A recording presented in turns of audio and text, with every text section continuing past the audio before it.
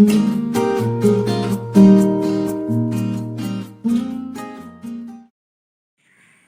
Morning all. Varma's cooperative സ്റ്റഡീസിൻ്റെ പുതിയൊരു ക്ലാസ്സിലേക്ക് എല്ലാവർക്കും സ്വാഗതം. ഞാൻ നന്ദജ വർമ്മ. ഇന്നിവിടെ നമുക്ക് കമ്പനി അക്കൗണ്ട്സിൻ്റെ കുറച്ച് കാര്യങ്ങൾ ഡിസ്കസ് ചെയ്യാം. നമുക്കറിയാം there are different forms of business അല്ലേ. സോൾ പ്രൊപ്പറേറ്റർഷിപ്പ് ഉണ്ട്, പാർട്ട്ണർഷിപ്പ് ബിസിനസ് ഉണ്ട്, അതുപോലെ തന്നെ ജോയിൻറ്റ് സ്റ്റോക്ക് കമ്പനി ഉണ്ട്.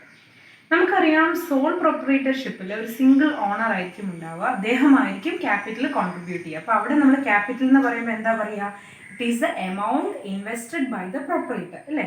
പക്ഷേ നമ്മൾ ജോയിൻറ്റ് സ്റ്റോക്ക് കമ്പനിയിലോട്ട് വരുമ്പോൾ കമ്പനി എന്ന് പറയുന്നത് എന്താണ്? കമ്പനി എന്ന് പറയുന്നത് it is a voluntary association of persons who contribute money for a common purpose. അപ്പോൾ ഇവിടെ തന്നെ കുറേ കാര്യങ്ങളുണ്ട്. എന്താണ്? It is a voluntary association of persons. അവിടെ ആളുകളെല്ലാം മണി കോൺട്രിബ്യൂട്ട് ചെയ്യും. എന്തിനു വേണ്ടിയിട്ട്? ഒരു കോമൺ പർപ്പസിന് വേണ്ടി, ഒരു കോമൺ ലക്ഷ്യമുണ്ട്, അത് അറ്റൈൻ ചെയ്യുന്നതിന് വേണ്ടിയിട്ടാണ്. അതുകൊണ്ട് തന്നെ നമ്മൾ കമ്പനിയുടെ ക്യാപിറ്റലിനെ പറയുന്നത് ഷെയർ ക്യാപിറ്റൽ എന്നാണ്. എന്താണ്? ഷെയർ ക്യാപിറ്റൽ എന്നാണ്. കാരണം എന്താണ്? കമ്പനിക്ക് നമ്മളൊരു സോൾ പ്രൊപ്പറേറ്റർഷിപ്പ് ബിസിനസ് പോലെയല്ല, ഒരു ഹ്യൂജ് എമൗണ്ട് ആവശ്യമായിട്ടുണ്ട്. അപ്പോൾ അതുകൊണ്ട് തന്നെ ഒരു സിംഗിൾ പാർട്ടി ആയിരിക്കില്ല കോൺട്രിബ്യൂട്ട് ചെയ്യുന്നത്, പല ആളുകൾ ചേർന്നായിരിക്കും ഈ ക്യാപിറ്റലിലോട്ട് കോൺട്രിബ്യൂട്ട് ചെയ്യുക. അതുകൊണ്ട് തന്നെയാണ് നമ്മൾ അതിനെ ഷെയർ ക്യാപിറ്റൽ എന്ന് പറയുന്നത്. അതുപോലെ കമ്പനിയുടെ ഒരു ഇമ്പോർട്ടൻറ്റ് കാര്യം എന്ന് പറയുന്നത് കമ്പനീസ് ആക്ട് ആണ്. കമ്പനീസ് ആക്ട് 2013 ആണ് ഇപ്പോൾ പ്രാബല്യത്തിലുള്ളത്. അപ്പോൾ ആ ആക്ട് ആണ് കമ്പനിയുടെ ഫങ്ഷനിങ്ങിന് വേണ്ടിയിട്ടുള്ള ഗൈഡ് ലൈൻസ്, റൂൾസ്, പ്രൊസീജിയേഴ്സ് എല്ലാം തന്നെ പ്രൊവൈഡ് ചെയ്യുക. നമ്മൾ കമ്പനിയുടെ ഫോർമേഷനെ കുറിച്ചൊക്കെ ഡീറ്റെയിൽഡായിട്ട് നമ്മൾ ചെറിയ ക്ലാസ്സിൽ +1 +2 കാലഘട്ടങ്ങളിൽ പഠിച്ചിട്ടുള്ളതാണ്. എന്തൊക്കെയാണ് കമ്പനിയുടെ പ്രധാനപ്പെട്ട documents like memorandum of association, articles, ഇങ്ങനെയുള്ള കാര്യങ്ങളെല്ലാം നമ്മൾ പഠിച്ചതാണ്. അപ്പോൾ അതിലേക്കൊന്നും നമ്മൾ പോകുന്നില്ല. നമ്മൾ types of share capital, share എന്താണ്, അങ്ങനെയുള്ള കുറച്ച് കാര്യങ്ങളിലേക്കാണ് ഡീറ്റെയിൽഡായിട്ട് പോകുന്നത്. അപ്പോൾ ഇവിടെ 2 ടേംസ് ആണ് നമുക്ക് അറിയേണ്ടത് അല്ലേ. ഷെയർ ക്യാപിറ്റൽ നമ്മൾ ആദ്യമേ പറഞ്ഞു. അപ്പോൾ വാട്ട് ഈസ് ഷെയർ നമുക്ക് നോക്കാം.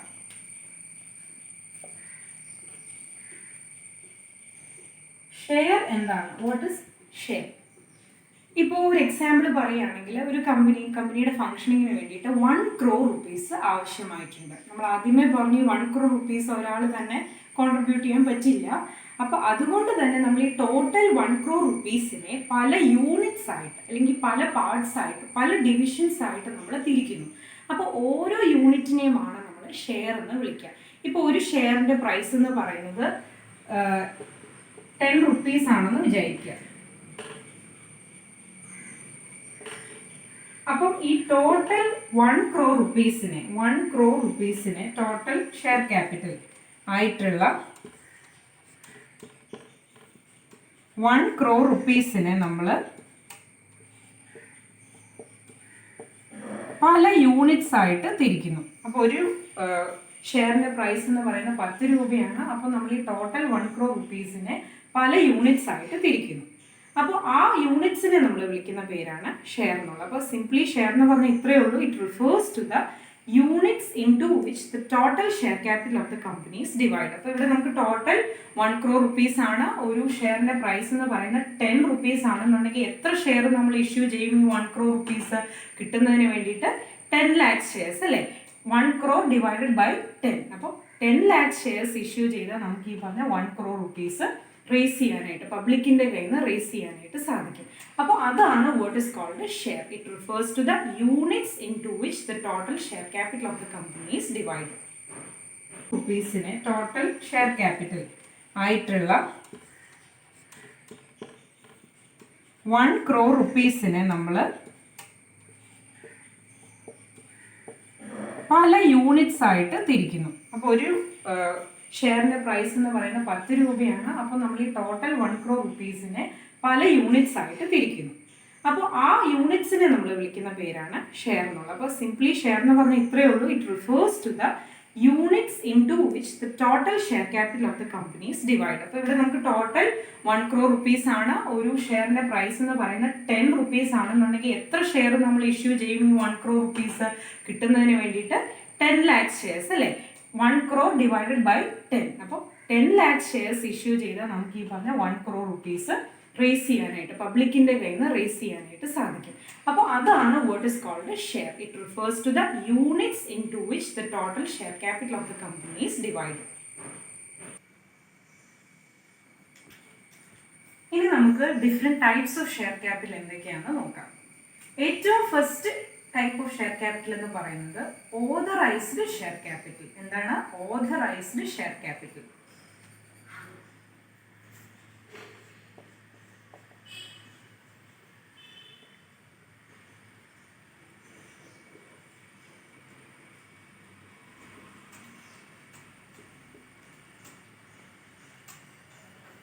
സോ ഓതറൈസ്ഡ് ഷെയർ ക്യാപിറ്റൽ എന്താണ്? നമുക്ക് ആ പേരിൽ നിന്ന് തന്നെ കിട്ടും അല്ലേ? ഓതറൈസ്ഡ് ഷെയർ ക്യാപിറ്റൽ അഥവാ അംഗീകൃത മൂലധനം എന്നാണ് പറയുക.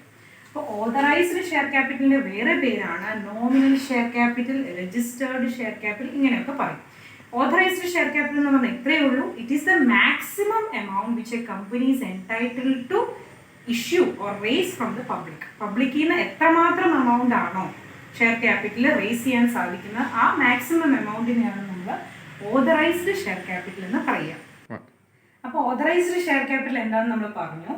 അപ്പോൾ it is the maximum amount which a company is entitled to raise from the public, അത്രയേ ഉള്ളൂ. അതിനെ നമ്മൾ രജിസ്റ്റേർഡ് ഷെയർ ക്യാപിറ്റൽ എന്ന് പറയുന്നു. Because it is the capital with which a company is registered. നമുക്കറിയാം കമ്പനിയുടെ ഏറ്റവും പ്രധാനപ്പെട്ട ഒരു ഡോക്യുമെന്റ് ആണ് മെമ്മറാൻഡം ഓഫ് അസോസിയേഷൻ എന്ന് പറയുന്നത്. അപ്പോൾ മെമ്മറാൻഡം ഓഫ് അസോസിയേഷനിൽ ഡിഫറെൻറ്റ് ക്ലോസസ് ഉണ്ടെന്നൊക്കെ നമ്മൾ പഠിച്ചിട്ടുണ്ട്. Like name close, object close, capital close, അങ്ങനെ. അപ്പോൾ അതിലെ ക്യാപിറ്റൽ ക്ലോസിൽ എത്രയാണ് കമ്പനിയുടെ മാക്സിമം കമ്പനിക്ക് റേസ് ചെയ്യാൻ പബ്ലിക്കിന് അതിന് ഷെയർ ഇഷ്യൂ ചെയ്ത് പറ്റുന്നത് എന്നുള്ളത് കൃത്യമായിട്ട് മെൻഷൻ ചെയ്തിട്ടുണ്ടാവും ക്യാപിറ്റൽ ക്ലോസിൽ മെമ്മറാൻഡം ഓഫ് അസോസിയേഷൻ്റെ. ഓക്കെ, അപ്പോൾ അതിന് വേറൊരു പേരാണ് നോമിനൽ ക്യാപിറ്റൽ. നമ്മൾ ആദ്യമേ ഒരു എക്സാമ്പിൾ പറഞ്ഞിരുന്നു. 1 crore rupees കമ്പനിയുടെ ഫംഗ്ഷനിങ്ങിന് ആവശ്യമായിട്ടുണ്ടെങ്കിൽ അതിൽ അപ്പുറം 1 crore കൂടുതൽ ഒരിക്കലും ആ കമ്പനിക്ക് റേസ് ചെയ്യാൻ സാധിക്കത്തില്ല. അപ്പോൾ ആ 1 crore rupees എന്ന് പറയുന്നതാണ് ഇത് ഓതറൈസ്ഡ് ഷെയർ ക്യാപിറ്റൽ.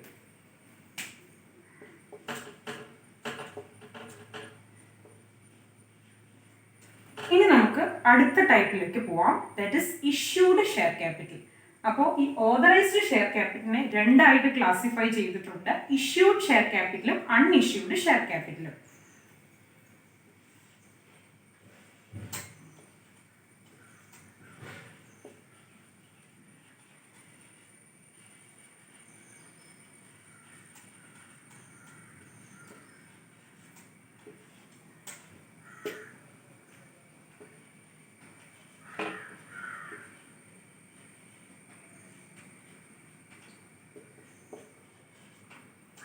സോ എങ്ങനെ നമുക്ക് ഇഷ്യൂഡ് ഷെയർ ക്യാപിറ്റലിനെ ഡിഫൈൻ ചെയ്യാൻ സാധിക്കും? Issued share capital is that portion of authorised share capital which is actually issued to the public for subscription. അല്ലേ, അത് ഓതറൈസ്ഡ് ഷെയർ ക്യാപിറ്റലിന്റെ ഒരു പാർട്ടാണ്, ഒരു ഭാഗമാണ്. എത്ര ഭാഗമാണ്? That is issued to the public.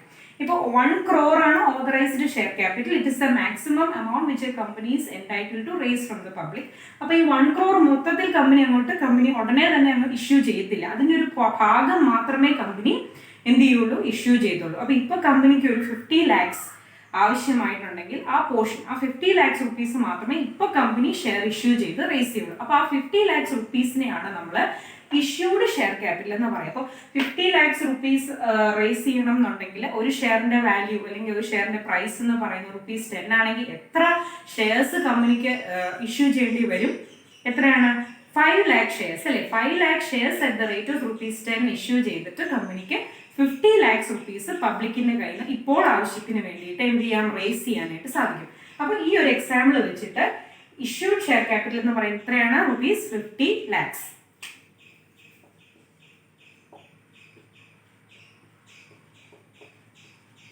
അപ്പോൾ എന്തായിരിക്കും അൺഇഷ്യൂഡ് ഷെയർ ക്യാപിറ്റൽ? ഇതിൽ നിന്ന് തന്നെ നമുക്ക് പറയാൻ സാധിക്കും what is unissued share capital. It is that portion of authorised share capital which is not issued to the public for subscription.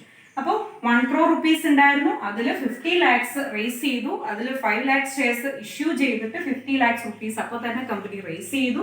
അപ്പോൾ ബാക്കി പോർഷൻ ആയിട്ടുള്ള 50 lakhs rupees എന്ന് പറയുന്നത് എന്താണ്? അൺഇഷ്യൂഡ് ആണ്. അതായത് ഇഷ്യൂ ചെയ്യാതെ മാറ്റി വെച്ചിരിക്കുന്ന പോർഷൻ. അപ്പോൾ പിന്നീട് ആവശ്യം വരുമ്പോൾ കമ്പനി അത് ഇഷ്യൂ ചെയ്യും. അപ്പോൾ ഇവിടെ ₹50 lakhs ആണ് അൺഇഷ്യൂഡ് ഷെയർ ക്യാപിറ്റൽ എന്ന് പറയുക.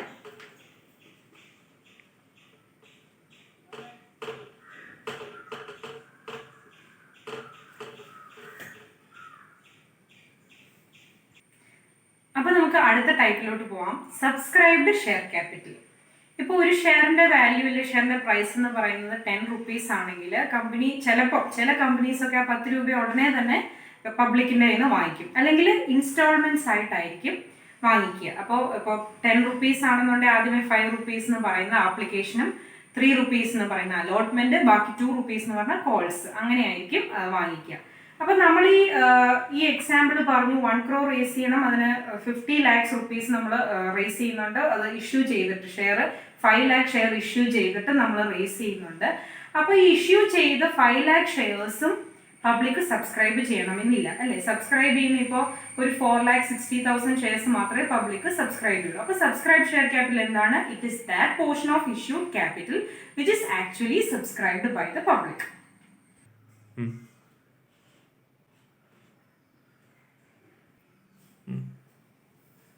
അടുത്ത ഒരു ടൈപ്പ് എന്ന് പറയുന്നത് called up share capital. Called up share capital എന്ന് പറയുന്നത് it is that portion of subscribed capital which is actually called up by the company.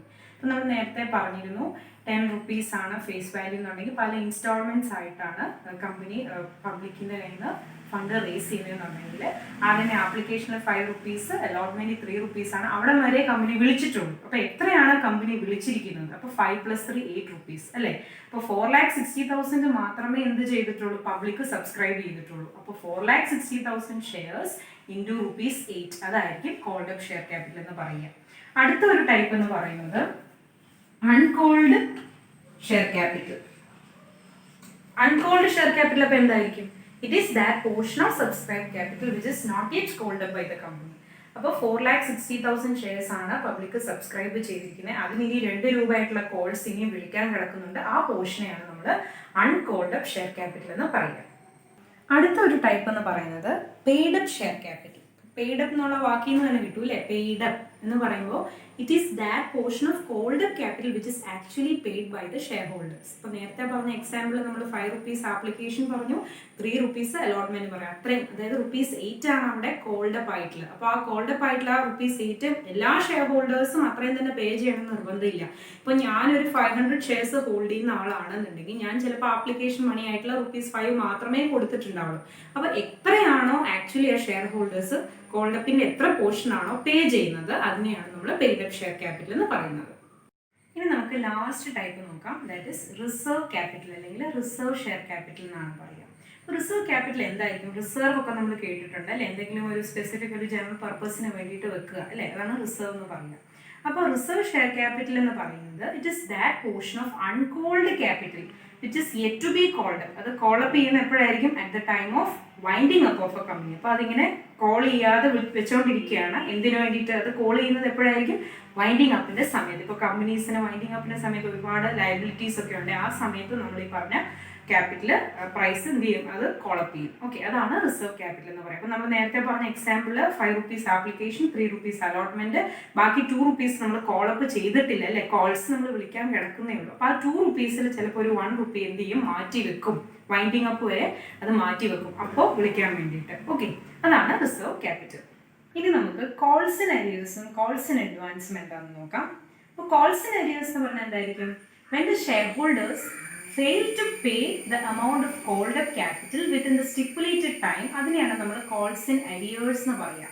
അതുപോലെ കമ്പനീസ് ആക്ട് 2013 ഒരു ഇൻട്രസ്റ്റ് ചാർജ് ചെയ്യുന്നുണ്ട് കോൾസ് ഇൻ അരിയേഴ്സിന് വേണ്ടിയിട്ട്. അത് എത്രയാണ്? 10% ആണ്. അപ്പോൾ നമ്മൾ ആലോചിച്ചറിയാം, interest on calls in arrears എന്ന് പറയുന്നത് ഒരു ഇൻകം ആണോ ഒരു എക്സ്പെൻസ് ആണോ?